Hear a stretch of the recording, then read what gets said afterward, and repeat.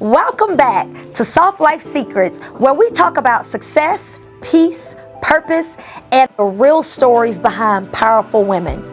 Today's guest is the definition of brilliance, resilience, and leadership. Joining us is Ailisha Jones, founder and principal consultant of AJ Consulting. From leading global initiatives across 44 countries to advocating for women in technology, Ailisha is truly redefining what leadership looks like. Today, we are talking ambition, resilience, women in STEM, and how to build success without losing yourself in the process. So grab your wine, tea, or favorite soft life beverage and help me welcome the incredible Ailisha Jones to Soft Life Secrets.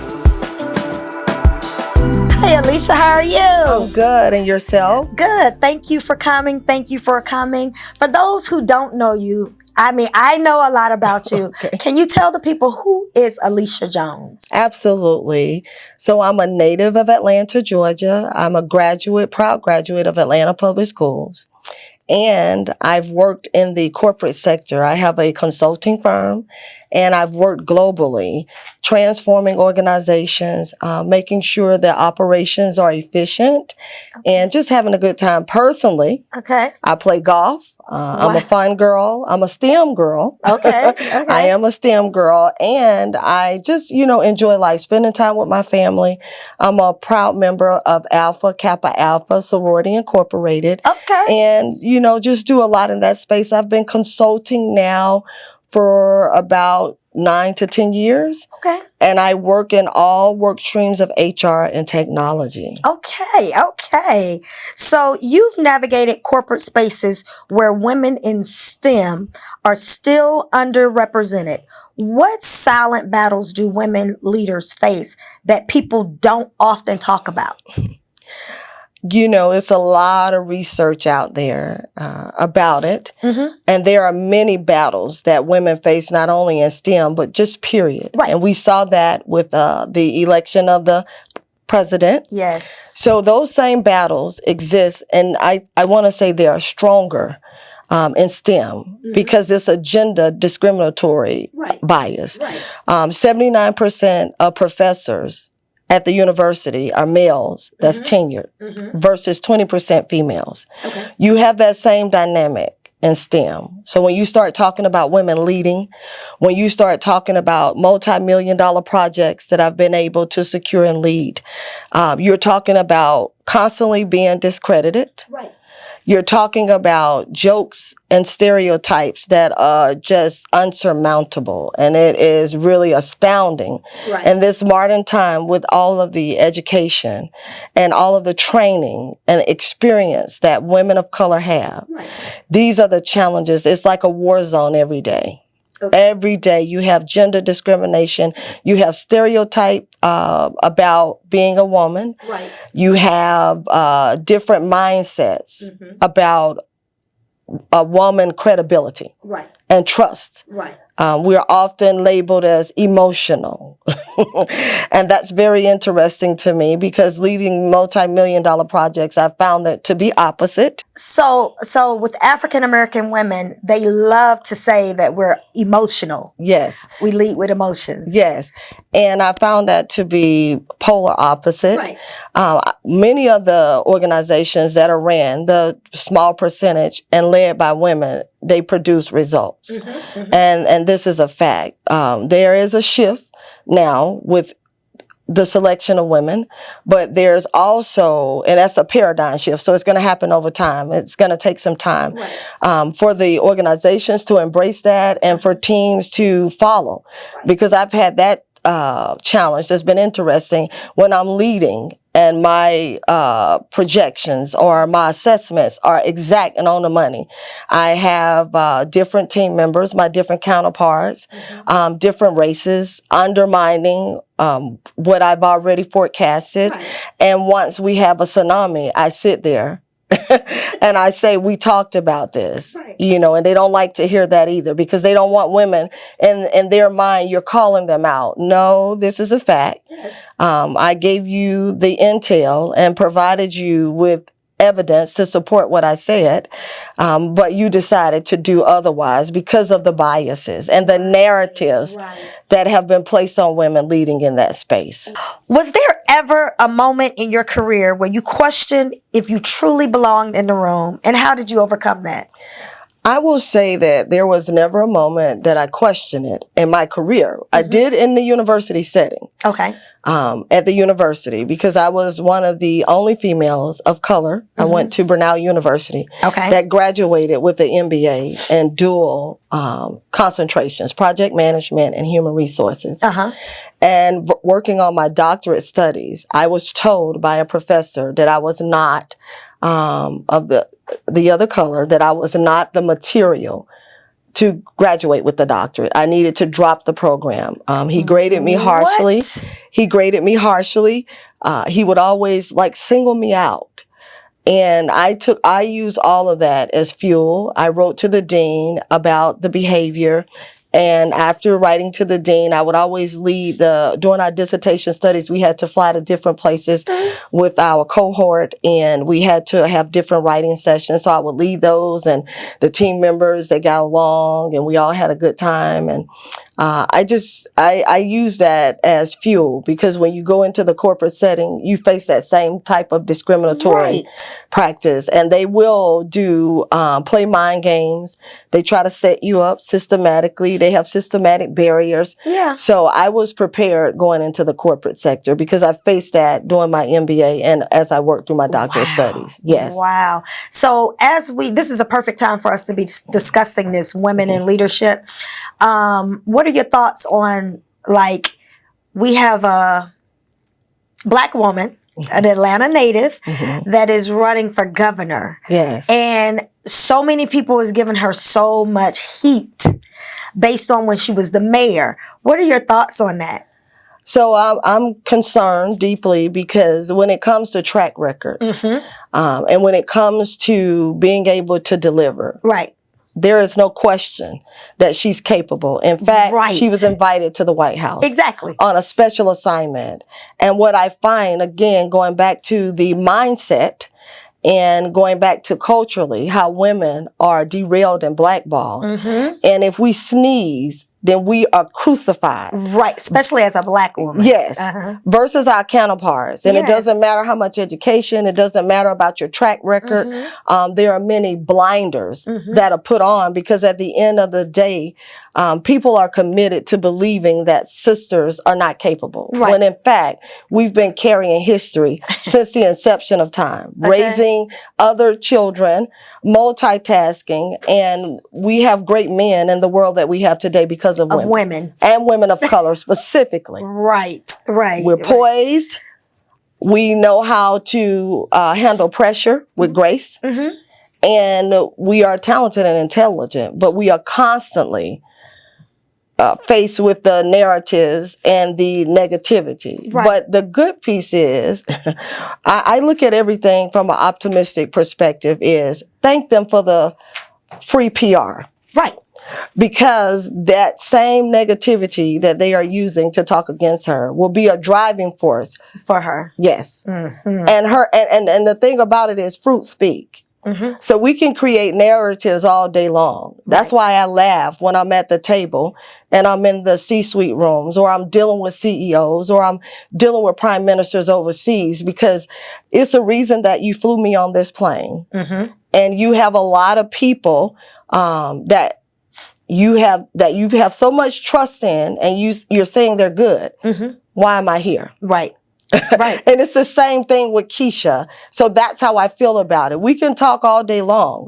But at the end of the day, she made it to the White House. She made it. And she did extremely well. And she's been endorsed by Biden. You can say what you want to say. Biden is a president. He was a former president. So he has weight. Presidents don't just endorse you out of a favor, especially a woman of color. Exactly. It's something about you. You've delivered you've delivered some type of result. So let's be crystal clear that mindsets will change, and you need those type of people. And I say that they are ordained, and that's their calling in life, to be able to open the path and lend shoulders for the world as well as other females. Right. I agree. Okay, so you've become a powerful example for women in STEM. Did you ever see yourself as a trailblazer?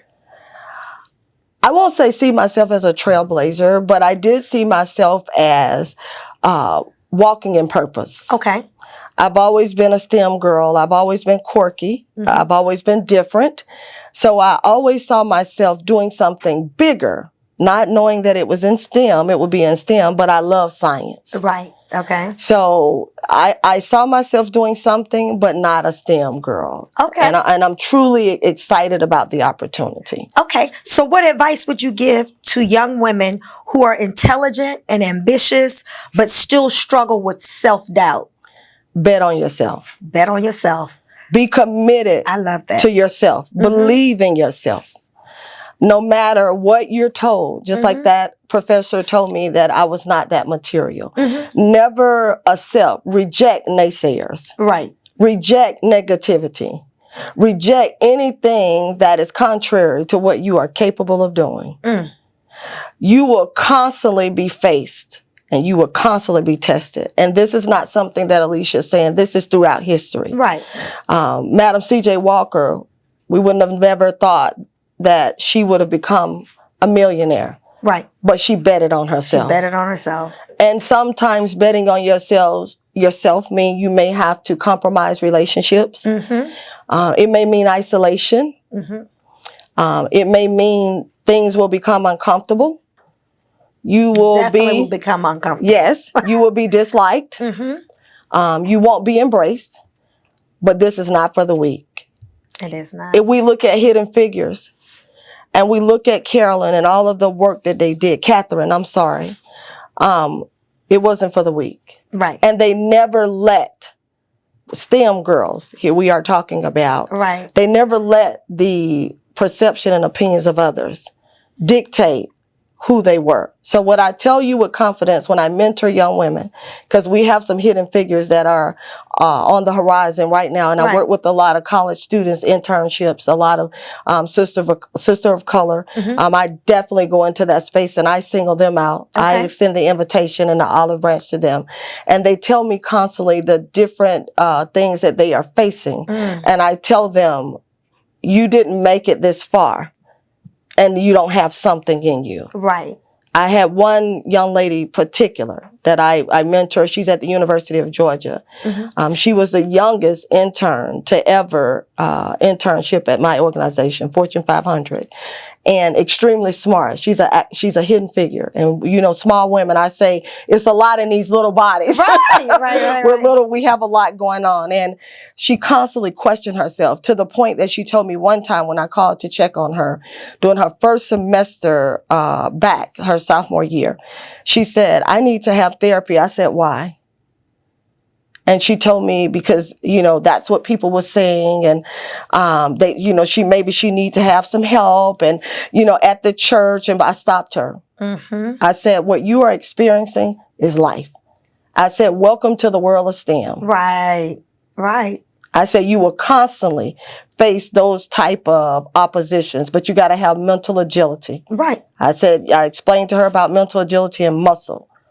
And I shared with her that I wanted her to connect with some other sisters that was in STEM. Okay. And build some relationships and talk about the challenges, because I told her when you are destined to do something great, you will always face the most difficult times. Martin Luther King faced difficult times. And this is good, because I was going to ask you, what advice would you give the younger generation now, the girls who want to go into leadership and into STEM? Like, what advice? So this hits right on point. Okay, so many people think a soft life means soft. What does soft life mean to you as a high achieving woman? Soft life for me is freedom. Freedom. We've been fighting for freedom since the women's suffrage.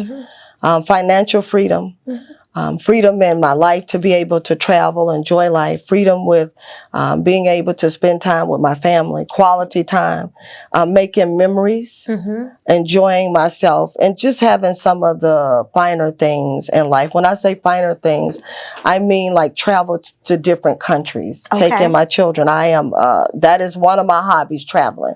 I love the golf course. That's freedom for me. I love that. I love that. It's a lot of women getting into golf now. Are you part of a little group? So I'm not a part of a group, but I do have a crew that we normally play together. I play with everyone. I play with my executives at my job. We have a golf team, and I think it's wonderful. But I have a crew that I grew up with. We played on the golf team for Atlanta, and we constantly keep in contact. That's something that I recommend for young women in STEM, just to circle back and revisit that, because there's a reason Tiger Woods is called Tiger. And if we see all of the challenges that he faced, he still comes out like a tiger. When you play golf, it prepares you mentally. Not only does it deal with you mentally, but holistically. You're dealing in fresh air, greenery, you have awesome views. And you have to be able to strategize to get that little ball to the hole. And it takes a lot, because you have a lot of challenges. You have a lot of twists and turns. So, that's freedom to me, to be able to play and play well and enjoy myself with a good crew, especially with other women. That's my freedom. I think I'm going to try it. Try something different than being the caddy girl. Oh, yes. We can't serve lunches. We can't. I have my friends, and I tell them to come on. They say, I'll bring lunch. I said, no, we're not going to do lunch. I need you to get on the green. So, that's my challenge to you. That's something that I want to challenge you with. You're asking me questions. So my challenge to you is, the next time I get in contact with you, I want you to say, I went and hit some balls. Okay. I'm going to try it. I'm going to try it. Okay. So what did you have to unlearn to become the woman you are today? Oh, wow. I want to say you constantly unlearn. And one of the biggest things that I had to unlearn was that my opportunities may not always come from my people. And when I say my people, I'm talking about other women and men of color. I had to unlearn that. Being a graduate and a native of Atlanta, I was able to witness history being made by African Americans, and went to school with quite a few of them and grew up in the neighborhood. However, I had to learn that I had to expand if I wanted to elevate and secure the contracts that I secured. You don't lead multi-million-dollar organizations, and you don't go overseas and talk to prime ministers staying in the box with just your race.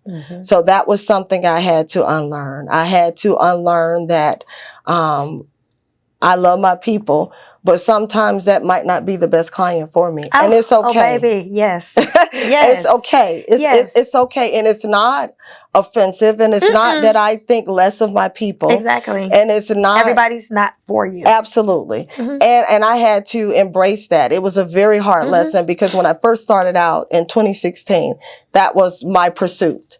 And I wanted to give back, and I was so excited, and I said, oh, I'm paving the way. But I quickly learned, when the coins did not add up. Everybody can't go where you're going. Absolutely. And that was a very hard lesson to learn. It's very disappointing. Coming up in Atlanta, where we call today the Black Mecca. But that's what I had to unlearn, that, I had to go into new terrains. I had to deal with diversity. And I also had to see the positive side, because we look at that, it's taken negatively. We frame that and culturally in a negative way. Oh, they think they better. Oh, they look down on, we have just as good as services. Well, if I open the door for multi-million-dollar contracts and I secure those, guess what? I won't be a gatekeeper. Other women will have that opportunity. Other small businesses that they never thought about will get that chance to get to the table. So that was my time to shine. And that's what I had to unlearn. I had to learn that that's an opportunity. And it's not only an opportunity for me, but it's an opportunity for my race. Oh, I love it. Ooh, this is very powerful, y'all. If you are a young person that is trying to be in the STEM industry or leadership role, you need to contact Ailisha Yes. for some guidance. Yes. Yes. Okay, so have you ever had to choose between peace and ambition, or an ambition? I haven't had to choose because peace is a choice. Mm-hmm. You have to decide that you're going to have peace. Mm-hmm. And you have to make a concerted effort Mm-hmm. for that.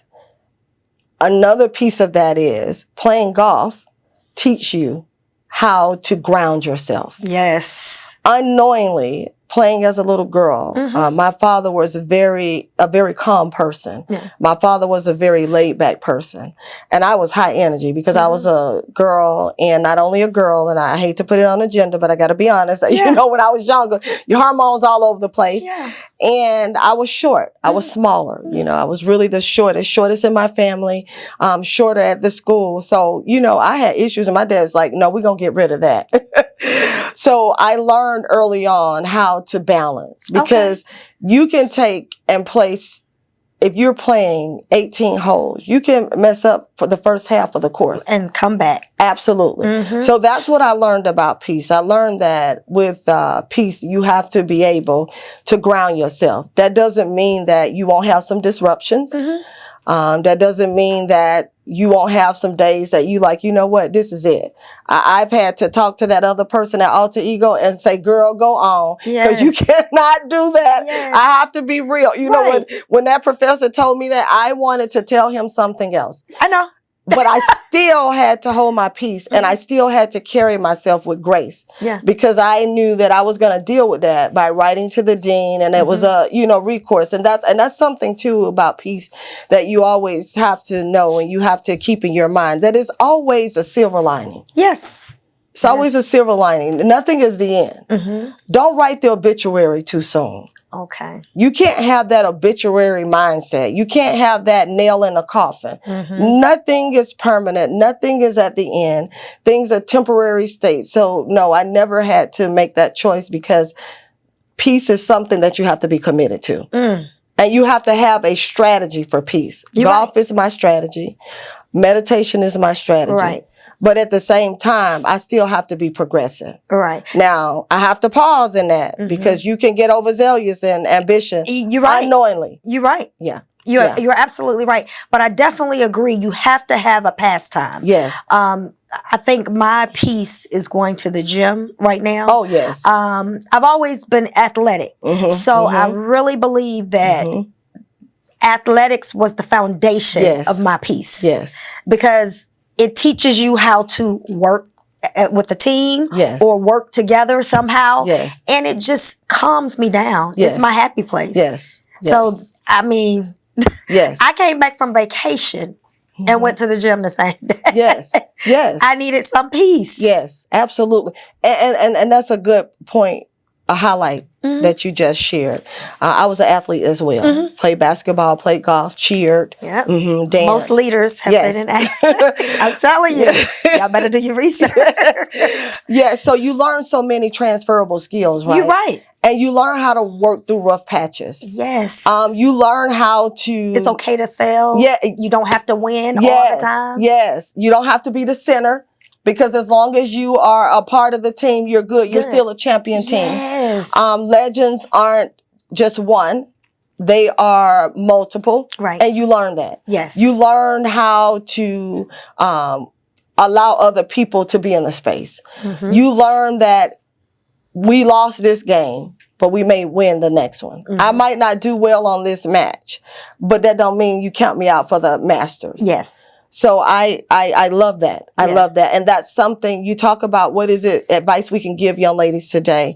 That's one thing, especially women in STEM, is that women are multi-talented. Don't put yourself in a box. Do not. And be committed to peace. Have something outside of STEM.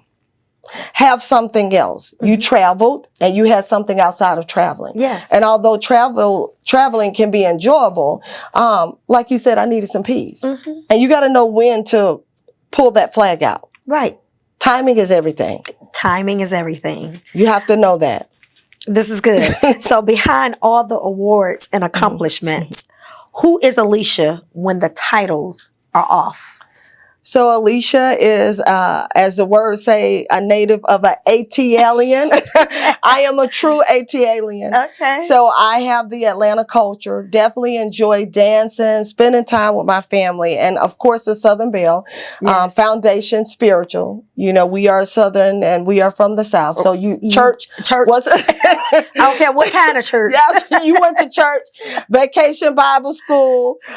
You did all of that. Sunday school has changed now. But that is who I am. And, you know, just a jokester. You know, people see you and they see all the title and you get all these frames and you get all these labels. And, you know, people often misrepresent. And that's okay because people are who they are. Right. And they have that right to, you know, decide. But, you know, I am a person that I'm very grounded. I'm very down to earth. No title. It doesn't matter how high I go. Right. I will always be Ailisha. I will always be Ailisha from the city of Atlanta. I will always remember my roots. I'm service driven and I always walk in purpose. Okay. I walk in purpose. I teach my children to walk in purpose. To walk in purpose. And I always tell them that I don't care what accolades you receive and I don't care what titles and I don't care what achievements, but you still have to be human. And you have to understand that you are a human being. And that's something that Ailisha is. I have pain just like you have pain. Right. I have disappointments. I face many challenges, as I shared with you, career-wise and just going upward. So I work through those things. Okay. So what season of your life you think changed you? Raising children will change any person. Okay. It will change any person because I have the unorthodox method. I have my son my freshman year of college. Okay. So I learned early, quickly, how to fall forward. You got to learn how to fall forward. I learned that when I tell you these lessons about don't write the obituary too soon. I say that because I've lived it. You've lived it. Yes. I had my son and, you know, against all of the, you know, being in church, growing up in the church and all of that and the community I grew up in, you know, that was a no-no. You don't do that. Right. But, you know, I toughed it out. I said, no, I said, I'm going to be accountable. I'm going to be responsible. And I learned that you can have it all. You can have it all. But you have to be committed to that. So that's something that me as a person, I'm going to always be optimistic. I'm going to encourage and uplift. I'm going to give service. I'm going to see the good in things because I've been on the other side of that coin. Right. And I've worked my way up through it. So there is nothing that can overtake or overshadow me. Right. That's who Ailisha is. Ailisha's resilient. Ailisha's optimistic. Ailisha is a believer of the impossible. Okay. Not just hearing it, but walking it out. Okay. Against all odds. That's who Ailisha is. Okay. So, Ailisha, you being the woman that you are, have your success intimidated people in relationships or friendships? Absolutely. Absolutely. Being an overachiever, and you'll look at, you can see this. This is historical, and it's evidence to support this. It takes a handmade person. It takes someone custom made to be in a relationship because often we as women, and we just got to be real, you will see the competitiveness. You will see people who cannot see you as a human being. All they see is your success. Right. But I'm going to go back to, at the end of the day, I'm still human. Right. And I'm a woman, and we put our clothes on the same way. Right. So you'll see women comparing. I actually went through a phase in my life where I was lifting up everybody, supporting. I'm on the team. Right. I'm down because that's who I am. Yeah. And it took me a minute. I had to actually pull away when I found out how people will betray you. Right. We read it in the Bible. We hear it. We see it. We saw it with Martin Luther King. We see it with the greats. We saw it with Nelson Mandela. Right. The work that he was doing, betrayed by Winnie. And I really took a step back and I pulled away and I learned from that to be very selective. Everybody's not bad. I'm sitting here with you. You are an awesome person. You're doing a wonderful thing. Thank you. But just to, move with more wisdom and not be so open. And in relationships, absolutely. When you start talking about male counterparts, I had a conversation with your producer of the show, and I commended him because he told me about how he leads his house. And he shared with me some different things. And I told him, I said, you're a generational curse breaker. Right. And a person like myself have to have that type of camaraderie in a relationship. And that's not easy, especially when you get older. Absolutely. I know. I just got married for the third time. Yes. So you understand. Yes, I do You will often males. I found a lot of men that will try to compete or humble you. You need to be humble. Right. You think too much of yourself. You think too highly. You're trying to run the house like you run your job. I'm in charge. No, I just said something. Where did that come from? So it's very challenging. However, it takes a real man to be able to accept a strong woman. Yes. You look at Michelle Obama and you look at Barack. So it's out there. It exists. Right.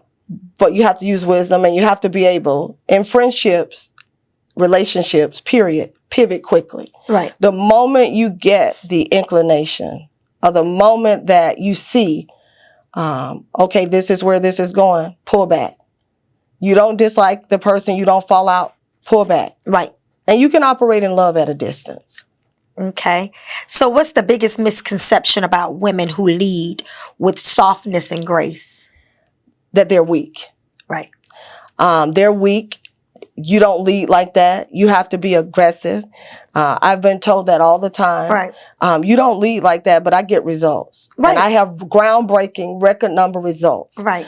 Aggression and over the top makes people run away, and they become performative. Right. When you lead with grace, when you are able to respect people, when you're able to build trust, that's something that I've been recognized for. I've been able to travel all over the world, and I'm there 5 days. And if in 5 days, the team, we bond. Because you have to have that softness. Softness is a strength. It's not a weakness. Okay, so you talked about you traveled to 44 countries? Yes. Oh my gosh. In a mate, do you seek someone who likes to travel like you? I definitely want someone. Because that's going to be a problem. 44 countries, they going to be like, hey, I see you when you get back. Well, they don't have to go to 44 countries, but I want to travel. We don't have to travel as extensive because travel can be a burnout. And travel is a lot. You get jet lag. You're talking about different, I've been on planes for 20 hours. Yeah. You know, some men, no, absolutely not. They like, okay, I want to go here to the beach. Okay. We're going to Amsterdam. They're not going to do that. And that's okay. Because I'm realistic now. And I understand boundaries. And it's a give and take. Okay. So, we might not be able to go to 44 countries, but we can go to 2. Okay. So what do you look for in a mate? Like, as a successful Black woman, what do you what does the guy you seek looks like? A partner. A partner.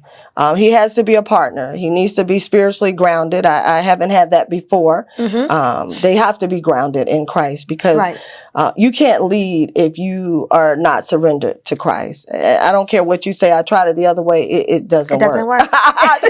You've tried it your way. Now follow the book. Follow the book. Yes. Yeah. Grounded. And also, I want my partner to be ambitious, and we work together and we build. You can't have someone, I learned this too, I was like, I'm the builder. We're going to do X, Y, and Z. And they weren't there. Conflict. Yeah. Conflict. They're not on your page. Conflict. You cannot build a bear. Yes. Yeah, and we were Those days are over. Yes, we were not aligned. We were not on the same page. They will tell you anything, but you have to be able to read between the lines, and you have to look at the actions and see where that's going. So that's definitely grounded. Someone that we desire financial freedom. Right. I think that's important. I want to say research says that most divorces break up because of finance. So that's amongst other things. Yeah. So you hear. So let's go back to the world. They always have this term gold digger. Mm-hmm. Everybody's a gold digger. If you thrive, if you are successful, if you're winning, you go, no. We want to live good. Right. And I don't want to overshadow, and I don't want to put the label, and I don't want to gaslight, because that's also a form of gaslighting. And that's also a lack of accountability. That we are no, we want to live financially free. Right. We did that our younger years. We are seasoned now. So at some point we have to determine as a partnership, what are we going to do? What direction we're going in, and how are we going to achieve that? And we can do it together. Okay. But that conversation needs to take place. Okay. So we're going to wrap up. I want to go on and on and on, but I'm sure some people are going to ask about you. Okay, so finish this sentence for me. Soft life isn't about luxury. It's about financial freedom. Financial freedom. It's about having freedom, not only financially, but freedom, period. Freedom in your mindset. Freedom with your family to be able to travel and make memories.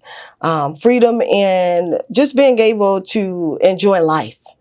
If you are constantly in survival mode, if you are constantly chasing a hashtag or a handle, you are constantly just grinding. Right. You don't have freedom. You don't have freedom. And that's what soft life is to me. The soft life is freedom. Right. Freedom in all aspects of my life. Freedom spiritually. Yes. To be able to, attend a church, to go on some retreats. If I want to go on a sabbatical, to be able to do that. That's what the soft life is. Having that option where I'm not obligated. I say, I can't take a day off. I don't have vacation or... I hear people say that all the time. Or I can't take this day off. I can't. It's like, ooh. That is not soft life. That's survival. No. I met a lady at the airport, and she says the type of, how she's set up in her business, she takes 5 weeks off every year. Yes. Straight, consecutively. Not along with sick days and other days she may need to take mental health days. Yes. But she says she takes 5 weeks off. And she has built that in her life. Yes. I've had the wonderful opportunity. I've been blessed to travel around the world. And the United States is one of the only countries where it's a hustle and it's a bustle.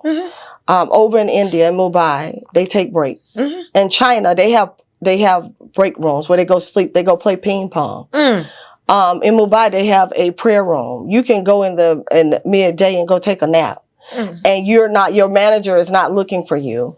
You don't have any type of recourse because they understand work-life balance and they also understand freedom.